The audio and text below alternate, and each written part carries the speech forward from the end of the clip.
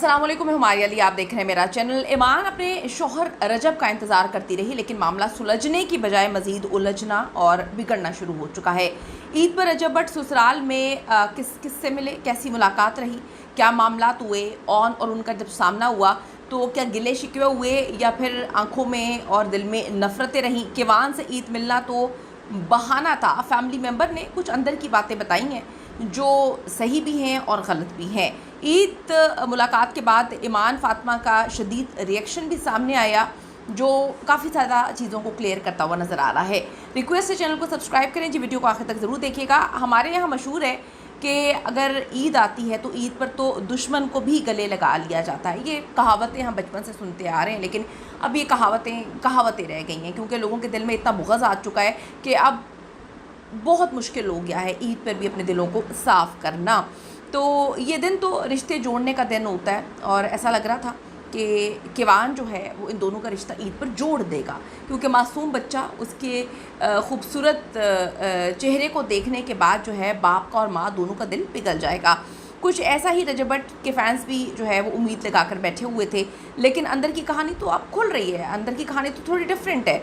ईमान ने भी किवान के साथ अपनी ईद की वीडियो शेयर की, तस्वीरें शेयर की और बहुत सारे सवालात के जवाबात जो हैं वो क्लियर होकर मिल चुके हैं। रजब भट्ट अपने साथ किवान की ईदी जो है इसके तौर पर बहुत सारे चीज़ें लेकर गए, बहुत कुछ लेकर तो गए थे जिनमें किवान के लिए ईद के कपड़े थे, लेकिन जो वीडियो ईमान ने शेयर की थी उसमें तो अलग ही कहानी जो है वो नज़र भी आ रही है, वो सुना भी रही है। एक तरफ तलाक का कानूनी नोटिस है, दूसरी तरफ बेटे की पहली ईद है और दरमियान में एक छोटा सा बच्चा जिसका नाम जो है किवान सुल्तान है।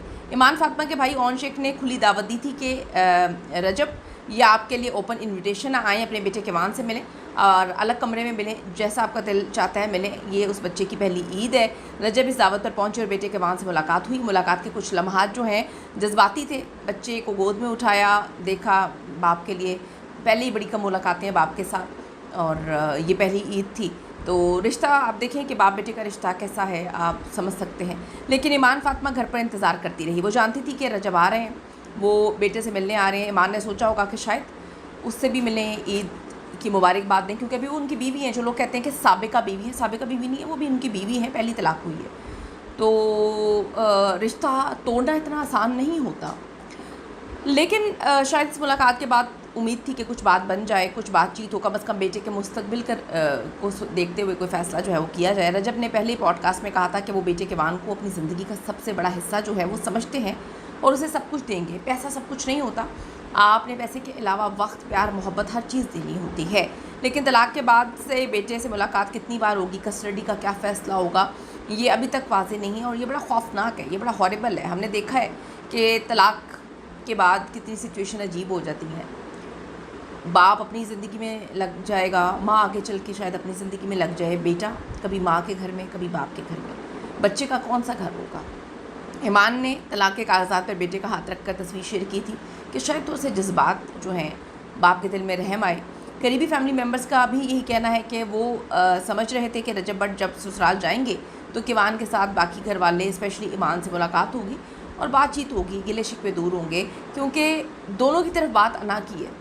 मियाँ बीवी में इतनी अना, इतनी अकड़, इतनी कोई एक भी झुकने के लिए तैयार नहीं है। आप देखेंगे इतनी अकड़ के साथ दो बंदे एक साथ नहीं रह सकते जिनमें इतनी अकड़ हो, एक को मोम बनना ही पड़ता है। तो वो दोनों की तरफ से पता चल रहा है कि दोनों मोम नहीं हैं, दोनों ही अकड़ कर अपनी ज़िद पे जो है वो लगे हुए हैं। अब पता चलता है कि रजब भट्ट ने सिर्फ एक कमरे में अपने बेटे किवान से मुलाकात ही की, जैसे कि उनके ऑन ने कहा था कि आप अलग कमरे में मुलाकात कर लें। इसके बाद ईमान ने किवान की ईद के कपड़ों में वीडियो शेयर की, तस्वीरें शेयर की, लेकिन ये लिबास वो नहीं था जो रजब भट्ट अपने बेटे के लिए लेकर गया था या उसने पसंद किया था। ईमान फ़ातिमा ने इनडायरेक्टली रिजेक्शन का इजहार किया है। ये लोगों ने सवाल करना शुरू कर दिया। अब सवाल ये है कि रजब ने बेटे किवान से बाकायदा से क्या वो मुलाकातें करेंगे, उन्हें मुलाकातें करनी चाहिए थी पहले भी। क्या ईमान फ़ातिमा का इंतज़ार कभी ख़त्म होगा? क्या उसको जो एक उम्मीद है रजब उस उम्मीद को पूरा कर पाएगा कि बाकी दो तलाक़ें ना हों? ये तलाक़ के बाद ये सिर्फ कानूनी कागजात या कुछ और चीज़ों तक महदूद हो जाएगा रिश्ता? ये सबसे तकलीफ़देह सूरत हाल है जब एक छोटा बच्चा अपने वालिदैन के दरमियान आ जाए और वालिदैन को फिर भी अपने बच्चे पर तरस ना आए।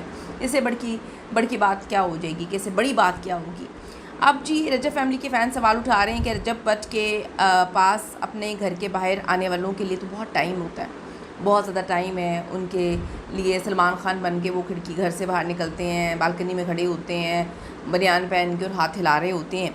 तो क्या अपनी बीवी के लिए ज़रा भी वक्त नहीं था? दोस्तों के लिए वक्त था, अपने बच्चे के लिए ज़रा भी वक्त नहीं है। असल में इस वक्त सोशल मीडिया पर रजब भट्ट की एक और वीडियो वायरल हो रही है जिसमें उन्हें जो है वो इंडियन अदाकार सलमान खान से कंपेयर किया जा रहा है। तो इस पर आपकी क्या ओपिनियन है? अपनी ओपिनियन ज़रूर दीजिएगा कि क्या वो सच में पाकिस्तान के सलमान खान हैं? क्या उनके कुछ फॉलोअर्स ने उनको Salman Khan superstar, hero, brand बनाकर बताकर जो है वो बहुत ज़्यादा आसमान पे पहुंचा दिया है कि उनको लगता है कि अब ऊपर से नीचे देखना अपने बीवी बच्चों को मुश्किल है? ज़रूर बताइएगा।